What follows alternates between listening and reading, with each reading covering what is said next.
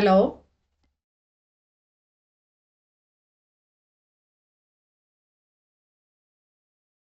Okay. So ഇന്ന് നമുക്ക്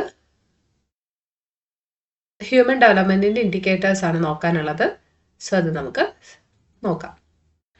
so നമ്മൾ ഏതുവരെയാണ് ഡിസ്കസ് ചെയ്ത് നിർത്തിയത്? ഇവരുടെ ഡെമോഗ്രാഫിക് ഇൻഡിക്കേറ്റേഴ്സ് വരെ നമ്മൾ പറഞ്ഞിട്ടുണ്ടായിരുന്നു അല്ലെ? GDP അതുപോലെ തന്നെ ഒക്കെ നമ്മൾ ഡിസ്കസ് ചെയ്തു. അപ്പൊ ഇനി നമുക്ക് പഠിക്കാനുള്ളത് ഹ്യൂമൻ ഡെവലപ്മെന്റുമായിട്ട് ബേസ് ചെയ്തിട്ടുള്ള കുറച്ച് കാര്യങ്ങളാണ്. അപ്പൊ ചൈന എന്ന് പറയുന്നത് ഉറപ്പായിട്ടും ഇപ്പം ഇന്ത്യ, പാകിസ്ഥാൻ, ചൈന നമ്മൾ കമ്പയർ ചെയ്ത് കഴിഞ്ഞാൽ ചൈന തന്നെയാണ് ഒരു ഫസ്റ്റ് പൊസിഷനിൽ നിൽക്കുന്നത് അല്ലെ? ഇപ്പൊ ചൈനയുടെ ആ ഒരു എന്താണ്, ചൈന അത്രയും ഫാസ്റ്റ് ആയിട്ട് മൂവ് ചെയ്യുകയാണെന്നുള്ള കാര്യം നമുക്കറിയാം. ഇപ്പൊ GDP ഒക്കെ നോക്കുകയാണെങ്കിൽ തന്നെയും വളരെ മുന്നിലാണ് ചൈനയുടെ പൊസിഷൻ എന്ന് പറയുന്നത്.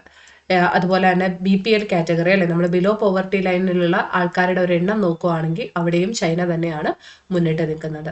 മോർട്ടാലിറ്റി റേറ്റ്സ്, സാനിറ്റേഷൻ, അതുപോലെ ലിറ്ററസി, ലൈഫ് എക്സ്പെക്ടൻസി, മാൽനറിഷ്മെന്റ്, ഇതിലൊക്കെ ഏറ്റവും ബെറ്റർ ആയിട്ട് പെർഫോം ചെയ്യുന്നത് ചൈന തന്നെയാണ്. മോർട്ടാലിറ്റി റേറ്റ് നോക്കുകയാണെങ്കിൽ എന്താണെന്ന് നിങ്ങൾ പഠിച്ചിട്ടുണ്ടായിരിക്കും. 1000 പേര് ജനിക്കുമ്പോൾ എത്ര പേര് മരിച്ചു പോകുന്നു അല്ലെ? 1000 പേരിൽ എത്ര പേര് മരിച്ചു പോകുന്നു എന്നുള്ളതാണ് നമ്മൾ മോർട്ടാലിറ്റി റേറ്റ് അഥവാ മരണനിരക്ക് കൊണ്ട് ഉദ്ദേശിക്കുന്നത്.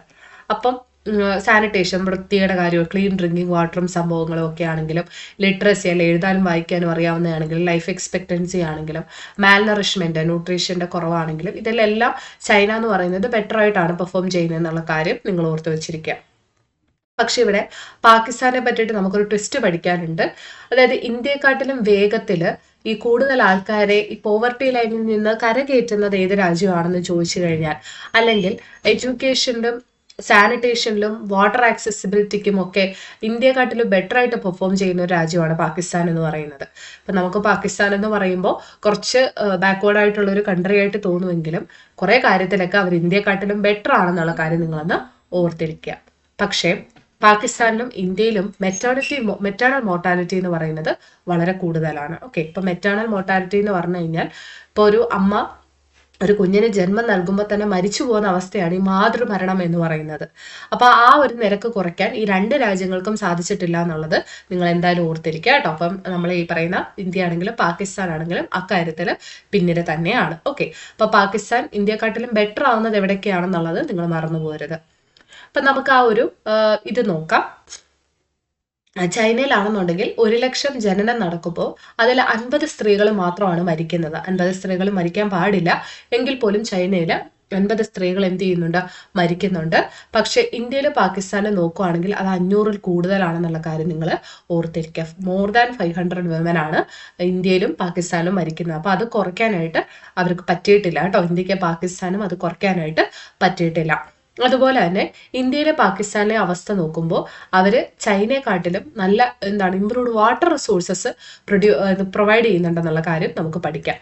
അതായത് ഇന്ത്യയും പാകിസ്ഥാനും, അതിൽ തന്നെ പാകിസ്ഥാനാണ് ഏറ്റവും വൃത്തിയുള്ള വെള്ളമൊക്കെ കൊടുക്കുന്നത്. അപ്പൊ ഇന്ത്യയും പാകിസ്ഥാനും അക്കാര്യത്തിൽ ബെറ്റർ ആണെന്നുള്ള കാര്യം, ചൈനയെക്കാട്ടിലും ബെറ്റർ ആണെന്നുള്ള കാര്യം നിങ്ങൾ ഓർത്തിരിക്കുക. ഓക്കെ, അതുപോലെ തന്നെ ഈ പോവർട്ടി ലൈനിന് താഴെയുള്ള ആൾക്കാർ, അതായത് നമുക്കറിയാം ഡോളർ ഒരു ദിവസം $1 എങ്കിലും ഏൺ ചെയ്യാൻ പറ്റുന്ന തരത്തിലുള്ള പോവർട്ടി ലൈനിന് താഴെയുള്ള ആൾക്കാരുണ്ട് അല്ലെ? അപ്പൊ അത്തരത്തിൽ നോക്കുമ്പോഴത്തേക്കും ചൈനയും പാകിസ്ഥാനും ഏകദേശം ഒരേ സ്ഥാനത്താണ്. പക്ഷേ നമ്മുടെ ഇന്ത്യ എന്ന് പറയുന്നത് അത് ഏകദേശം 2 times ഹയർ ആണെന്നുള്ള കാര്യം ഓർത്തു വെച്ചിരിക്കുക. അതായത് BPL കാറ്റഗറിയിലുള്ള ആൾക്കാർ കൂടുതലുള്ളത് ഇന്ത്യയിലാണ് കേട്ടോ. ഇന്ത്യയിലാണെന്നുള്ള കാര്യം ഓർത്തു വെച്ചിരിക്കുക. അതിന് വേറൊരു കാരണം കൂടെ ഉണ്ട്. ഇന്ത്യയിലെ പോപ്പുലേഷൻ കൂടുതലാണ്. സോ അതുകൊണ്ട് തന്നെ പോപ്പുലേഷൻ കൂടുതലാണ്. സോ നമുക്ക് ഇങ്ങനെ പറയാം, അവിടെ ഓഫ് കോഴ്സ് ഈ പറയുന്ന BPL എന്ന് പറയുന്ന കാറ്റഗറിയും കൂടുതലായിരിക്കും എന്നുള്ള കാര്യം നമുക്ക് അങ്ങനെ മനസ്സിലാക്കാനായിട്ട് പറ്റും. ഓക്കെ, അത് നമുക്ക് ഓർത്ത് വെച്ചിരിക്കാം. അപ്പൊ ഇത് കൂടാതെ ഇതിപ്പോ നമ്മൾ ബേസിക് ആയിട്ടുള്ള റൈറ്റ്സ് ഒക്കെയാണ് പറയുന്നത്. ഇത് കൂടാതെ നമുക്ക് ലിബർട്ടി ഇൻഡിക്കേറ്റേഴ്സ് എന്ന് പറയുന്ന ഒരു സംഭവമുണ്ട്. എന്താണ് ലിബർട്ടി ഇൻഡിക്കേറ്റർ കൊണ്ട് നമ്മൾ ഉദ്ദേശിക്കുന്നത്? അതായത് ആൾക്കാരുടെ ഒരു ഫ്രീഡം അല്ലെ, അവരുടെ ഫ്രീഡം അല്ലെങ്കിൽ അവരുടെ ഡെമോക്രാറ്റിക് പാർട്ടിസിപ്പേഷൻ, ഈ കാര്യങ്ങൾക്കൊക്കെ ഇമ്പോർട്ടൻസ് കൊടുത്ത് നമ്മൾ ആൾക്കാരുടെ ലിബർട്ടി അളക്കുന്നതാണ് ഈ ലിബർട്ടി ഇൻഡിക്കേറ്റർ കൊണ്ട് നമ്മൾ ഉദ്ദേശിക്കുന്നത്. ഓക്കെ, അതായത് പൊളിറ്റിക്കൽ ഡിസിഷൻ ഉണ്ടാക്കുന്നതിൽ സിറ്റിസൺസിന് എത്രമാത്രം അവകാശങ്ങളുണ്ട്, അല്ലെങ്കിൽ അവരുടെ കോൺസ്റ്റിറ്റ്യൂഷണൽ റൈറ്റ്സ് എങ്ങനെയൊക്കെ പ്രൊട്ടക്ട് ചെയ്യപ്പെടുന്നു, റൂൾ ഓഫ് ലോ അല്ലെ നിയമവാഴ്ച, എല്ലാവരും നിയമത്തിന് മുന്നിൽ തുല്യരാണെന്ന് നമ്മൾ പറയാറുണ്ട്.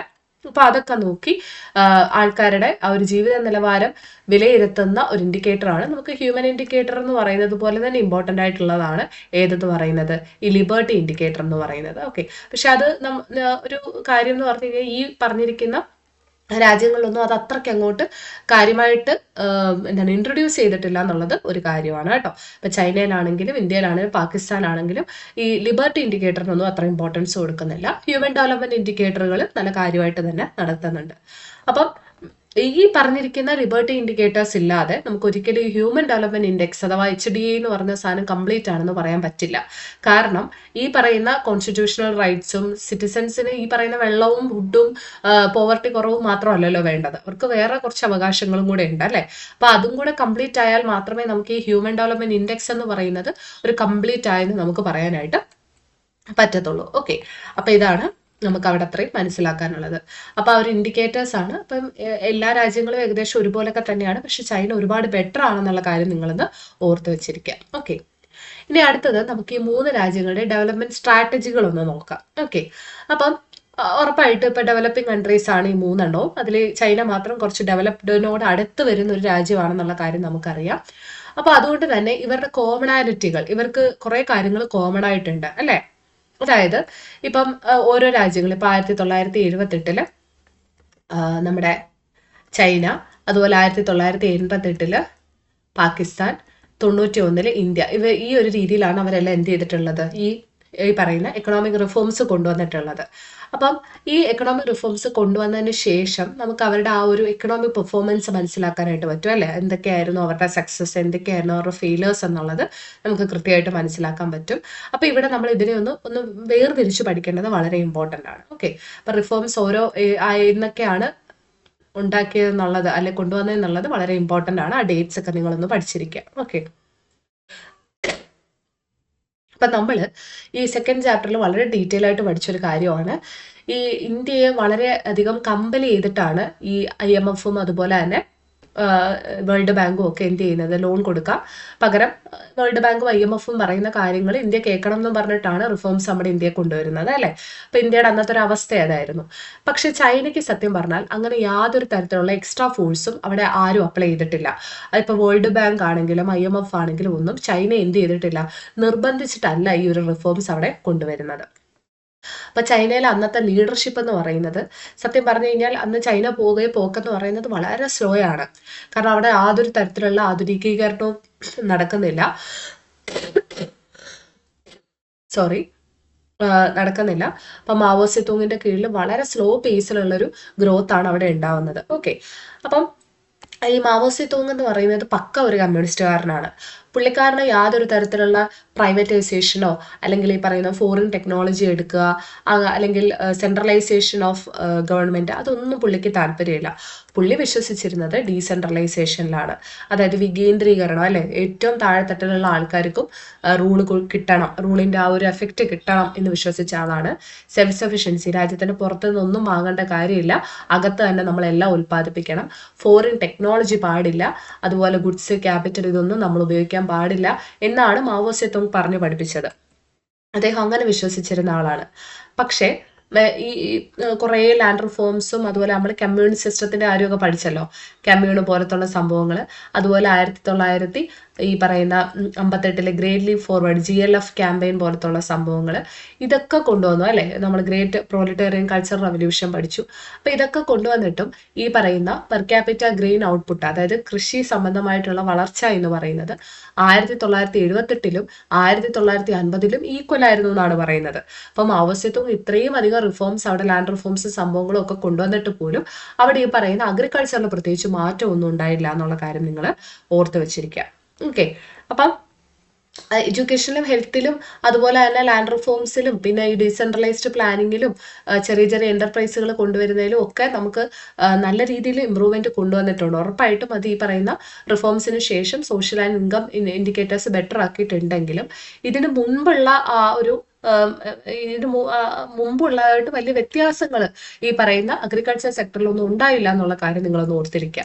ഇപ്പൊ റിഫോംസിന് മുമ്പ് തന്നെ അവിടെ ഏറ്റവും ബെറ്റർ ആയിട്ടുള്ള ഒരു ബേസിക് ഹെൽത്ത് സർവീസസും സംഭവങ്ങളും ഒക്കെ അവൈലബിൾ ആയിരുന്നു. അപ്പൊ അതിന് മേലിലാണ് ഈ പറയുന്ന എഡ്യൂക്കേഷനും ഹെൽത്തും ഒക്കെ അവർ പിന്നീട് ബിൽഡ് ചെയ്യുന്നത് കേട്ടോ. അപ്പൊ ചൈനയിൽ ഓൾറെഡി ഒരു ഫൗണ്ടേഷൻ ഉണ്ടായിരുന്നു. അപ്പൊ അതിന്റെ മേളിൽ ഇൻഫ്രാസ്ട്രക്ചർ അടിസ്ഥാന സൗകര്യങ്ങൾ ബെറ്റർ ആവുന്നതായിട്ട് നമുക്ക് കാണാൻ പറ്റും. ഓക്കെ, ഇപ്പൊ കമ്മ്യൂൺ സിസ്റ്റം പോലത്തെ ഉള്ള സംഭവങ്ങളൊക്കെ കൊണ്ടുവന്നതിന് ശേഷം കുറച്ചുകൂടെ ബെറ്റർ ആയിട്ട് ഈ എന്താണ് ഫുഡ് ഗ്രെയിൻസ് ഒക്കെ അവർക്ക് ഡിസ്ട്രിബ്യൂട്ട് ചെയ്യാൻ പറ്റി. ഓക്കെ, അതായത് ഈക്വൽ ആയിട്ട് ആൾക്കാർക്ക് വേണ്ട രീതിക്ക് ഡിസ്ട്രിബ്യൂട്ട് ചെയ്യാനായിട്ട് പറ്റി. നമ്മൾ ഡുവൽ പ്രൈസിങ്ങിന്റെ ഒക്കെ കാര്യം പറഞ്ഞില്ലേ, ഡുവൽ പ്രൈസിങ് പോലത്തുള്ള സംഭവങ്ങളൊക്കെ കൊണ്ടുവന്നപ്പോഴത്തേക്കും ആൾക്കാർക്ക് കൃത്യമായിട്ട് ഈ സാധനങ്ങളൊക്കെ കിട്ടാൻ തുടങ്ങി എന്നുള്ള കാര്യം നിങ്ങൾ ഓർത്ത് വെച്ചിരിക്കുക. ഓക്കെ, അപ്പൊ ആദ്യം ഈ റിഫോംസ് ഒക്കെ അവർ വളരെ ചെറുതായിട്ടാണ് സ്റ്റാർട്ട് ചെയ്യുന്നത്, പിന്നെയാണ് അവർ അതൊരു വലിയ രീതിക്ക് മാറ്റുന്നത്. ഓക്കെ, അപ്പൊ ആദ്യം അവർ ചെറുതായിട്ട്, നമ്മൾ പറയത്തില്ല പയ്യെ തിന്നാ പനയും തിന്നാ, അതുപോലെ പയ്യെ പയ്യെയാണ് സ്റ്റാർട്ട് ചെയ്യുന്നത്, പിന്നീട് അത് വ്യാപകമായിട്ട് കൊണ്ടുവരികയാണ് ചെയ്യുന്നത്. ഓക്കെ, അപ്പം ഡീസെൻട്രലൈസ്ഡ് ഗവൺമെന്റ് കൊണ്ടുവന്നപ്പോഴത്തേക്കും അവർക്ക് അതുവഴി എല്ലാ ആൾക്കാർക്കും എങ്ങനെയൊക്കെയാണ് ഈ ഒരു റിഫോംസ് എഫക്ട് ചെയ്തത് എന്നുള്ളത് കൃത്യമായിട്ട് മനസ്സിലാക്കാൻ തുടങ്ങി. അതായത് അതിന്റെ മെറിറ്റ്സും അതുപോലെ തന്നെ ഡീമെറിറ്റ്സും അവർക്ക് മനസ്സിലായി എന്നുള്ള കാര്യം നിങ്ങളൊന്ന് ഓർത്തിരിക്കുക കേട്ടോ. അപ്പൊ ഈ ഒരു റിഫോംസ് കൊണ്ടുവന്ന് അതൊരു ഡീസെൻട്രലൈസ്ഡ് രീതിയിൽ കൊണ്ടുവന്നപ്പോഴത്തേക്കും അവിടെ മെറിറ്റ്സും ഡീമെറിറ്റ്സും അവർക്ക് വ്യക്തമായി എന്നുള്ള കാര്യം മനസ്സിലാക്കാം. ഓക്കെ, അപ്പം ഈ റിഫോംസ് അഗ്രികൾച്ചറിൽ കൊണ്ടുവന്നപ്പോൾ ഈ നമ്മൾ നേരത്തെ പറഞ്ഞിട്ടുണ്ടായിരുന്നു, ഇൻഡിവിജ്വൽസിന്റെ കയ്യിലായിരുന്നു ഈ പറയുന്ന എന്താണ് കൂടുതൽ ഭൂമി ഉണ്ടായിരുന്നത് അല്ലെ. അപ്പൊ അത് നമ്മൾ എന്ത് ചെയ്യാണ്, പിന്നീട് പാവപ്പെട്ടവർക്ക് കൂടെ ആ ഒരു പ്ലോട്ട് തിരിച്ചു കൊടുത്തപ്പോഴത്തേക്കും അവർക്കും ഈ പറയുന്നത് പോലെ കൂടുതലായിട്ട് സ്ഥലങ്ങൾ അവരുടെ കൈവശം കിട്ടുകയും അവർക്ക് കൃഷി നടത്താനും ഒക്കെ പറ്റി അല്ലെ. അപ്പൊ അങ്ങനെ വന്നപ്പോഴത്തേക്കും റൂറൽ ഇൻഡസ്ട്രീസ് തുടങ്ങി, സ്ഥലം ഉണ്ടായപ്പോൾ അവർക്ക് അവരുടെ കയ്യിൽ ഭൂമി വന്നപ്പോഴത്തേക്കും അതുവഴി ഇൻഡസ്ട്രികൾ സപ്പോർട്ട് ആവാൻ തുടങ്ങി എന്നുള്ള കാര്യമൊക്കെ നമ്മൾ പറഞ്ഞതാണ്. ഓക്കെ, അപ്പം ഈ ഒരു റിഫോംസ് കാരണം തന്നെയാണ് നമ്മുടെ ചൈനയിൽ പെട്ടെന്നുള്ള ആ ഒരു ഗ്രോത്ത് ഉണ്ടായെന്നുള്ള കാര്യം നമുക്ക് നിസ്സംശയം പറയാം. അപ്പൊ ചൈനയിൽ റിഫോംസ് എങ്ങനെ ഇത്രയും ഗ്രോത്ത് ഉണ്ടാക്കി എന്നുള്ള കാര്യം നിങ്ങൾ ഇങ്ങനെ മനസ്സിലാക്കി വെച്ചിരിക്കുക കേട്ടോ. അപ്പം ചൈനയിൽ ഉണ്ടായിട്ടുള്ള ഒരു വളർച്ച എന്ന് പറയുന്നത് അവർ കൃത്യമായിട്ടെല്ലാം സ്ലോ പേസിൽ തുടങ്ങി സ്പീഡാക്കി കൊണ്ടുവന്നതാണ്. ഒറ്റ ഒരു ചാട്ടത്തിന് അവർ ആ ഒരു വളർച്ച കൊണ്ടുവരാൻ നോക്കിയിട്ടില്ല. ഓക്കെ, പക്ഷേ സ്കോളേഴ്സ് പറയുന്നത് എന്താന്ന് വെച്ച് കഴിഞ്ഞാൽ പാകിസ്ഥാന് നേരെ തിരിച്ചാണ്. പാകിസ്ഥാനിൽ റിഫോംസ് വന്നതിന് ശേഷമാണ് പാകിസ്ഥാൻ അതിന്റെ ഏറ്റവും അധപതനത്തിലേക്ക് പോകുന്നതെന്നാണ് പറയുന്നത്. ഓക്കെ, കാരണം നമ്മൾ പറഞ്ഞു 1988 പാകിസ്ഥാനിലെ റിഫോം വരുന്നത്. 1990s ഒക്കെ ആകുമ്പോഴത്തേക്കും ഈ GDPയുടെ ഗ്രോത്ത് റേറ്റ് ഒക്കെ കൂപ്പുകുത്താണ്, അത്രയും കുറയുന്നതായിട്ട് നമുക്ക് കാണാനായിട്ട് പറ്റും. ഓക്കെ, അപ്പൊ പാകിസ്ഥാനിൽ റിഫോംസിന് ശേഷം വളർച്ച ഉണ്ടായിട്ടില്ല എന്നുള്ള കാര്യം നിങ്ങൾ ഓർത്ത് വെച്ചിരിക്കുക. ഓക്കെ, അതായത് നമ്മുടെ ഇപ്പൊ ഈ ഇന്റർനാഷണൽ പോവർട്ടി ലൈൻ ഒക്കെ എടുത്തു കഴിഞ്ഞാൽ പാകിസ്ഥാൻ അത്യാവശ്യം ബെറ്റർ ആയിട്ടുള്ള ഒരു ഇതാണ് കാണിക്കുന്നത്. ഓക്കെ, അപ്പം അതായത് എന്താണ് ഈ പറയുന്ന പാകിസ്ഥാനിലെ റൈസിങ് പോവർട്ടിയെ കുറിച്ചിട്ട് നമുക്ക് ഇതിനകത്തുനിന്ന് വ്യക്തമായിട്ട് മനസ്സിലാക്കാൻ പറ്റും. അതായത് അവിടുത്തെ ദാരിദ്ര്യം എന്ന് പറഞ്ഞാൽ ഭയങ്കര കൂടുതലാണ്. ഓക്കെ, പക്ഷെ അത് കുറഞ്ഞു വരുന്നതായിട്ട് നമുക്ക് ആ ഒരു ഡേറ്റയിൽ നമുക്ക് കാണാനായിട്ട് പറ്റും. ഇപ്പൊ 1960-കളിലൊക്കെ ആണെന്നുണ്ടെങ്കിൽ 40% കൂടുതൽ ആൾക്കാർ പാകിസ്ഥാനിൽ പാവപ്പെട്ടവരായിരുന്നു. പക്ഷെ അത് 1980-കളാകുമ്പോഴത്തേക്കും 25% ആവുന്നതായിട്ടും 1990-കളാവുമ്പോൾ വീണ്ടും അത് കൂടുന്നതായിട്ട് നമുക്ക് കാണാൻ പറ്റും. അപ്പൊ അത് പാകിസ്ഥാനിൽ ആ ഒരു സ്റ്റെബിലിറ്റി മെയിൻറ്റെയിൻ ചെയ്യുന്നില്ല എന്നുള്ള കാര്യം നമുക്കിവിടെ വ്യക്തമാണ്. ഓക്കെ, അപ്പൊ എന്തുകൊണ്ടായിരിക്കും ഈ പാകിസ്ഥാനിൽ ഇങ്ങനൊരു ഗ്രോത്ത് റേറ്റ് കുറഞ്ഞു വരുന്നതെന്ന് ചോദിച്ചാൽ അതിന്റെ ഒന്നാമത്തെ കാര്യം അവിടുത്തെ അഗ്രികൾച്ചറൽ ഗ്രോത്തും ഫുഡ് സപ്ലൈ സിറ്റുവേഷനുമാണ്. അതായത് ഗുഡ് ഹാർവസ്റ്റിനെ ബേസ് ചെയ്തിട്ടാണ് അവിടുത്തെ അഗ്രികൾച്ചർ ഗ്രോത്ത് സംഭവിക്കുന്നത്. ഇപ്പൊ നല്ല രീതിക്ക് കൊയ്ത്ത്, അതായത് നമ്മൾ ഈ വിതച്ച് കൊയ്തൊക്കെ കഴിയുമ്പോൾ നല്ല ഗുഡ് ഹാർവസ്റ്റ് കിട്ടുവാണ്, വേറെ പ്രശ്നമൊന്നുമില്ല, അത്യാവശ്യം നല്ല രീതിക്ക് വിളകൾ കിട്ടുവാണെന്നുണ്ടെങ്കിൽ അവരുടെ ഇക്കോണമി നല്ലതായിരിക്കും. ഇനി അല്ല, എന്തെങ്കിലും ഒരു കാലാവസ്ഥാ പ്രതിസന്ധിയോ ക്ലൈമറ്റ് ചേഞ്ചോ എന്തെങ്കിലും ഉണ്ടായി അവരുടെ ഇത് നശിച്ചു പോയിന്നിരിക്കട്ടെ, അവരുടെ അഗ്രികൾച്ചർ നശിച്ചു പോയിന്നിരിക്കട്ടെ, അപ്പൊ എന്താ സംഭവിക്കുന്നത്, അപ്പോൾ അത് നെഗറ്റീവിലേക്ക് പോവുകയാണെന്നുള്ള, ആ ഒരു എക്കോണമി നെഗറ്റീവിലേക്ക് പോവുകയാണെന്നാണ് സ്കോളേഴ്സ് പറയുന്നത്. അപ്പൊ അഗ്രികൾച്ചർ ഗ്രോത്തും ഫുഡ് സപ്ലൈ സിറ്റുവേഷനും തമ്മിൽ ലിങ്ക് ആവുന്നില്ല. ഓക്കെ, ഇപ്പൊ ഏത് സിറ്റുവേഷനിലാണെങ്കിലും അത് ഓക്കെ ആയിട്ട് പോകണം എന്നല്ല, പകരം നല്ല ഹാർവസ്റ്റ് ആണെങ്കിൽ നല്ലതായിട്ട് പോവും, ചീത്തയാണെങ്കിൽ അങ്ങനെ. ഓക്കെ, അപ്പം ആ ഒരു അവസ്ഥയാണ്. ഇനി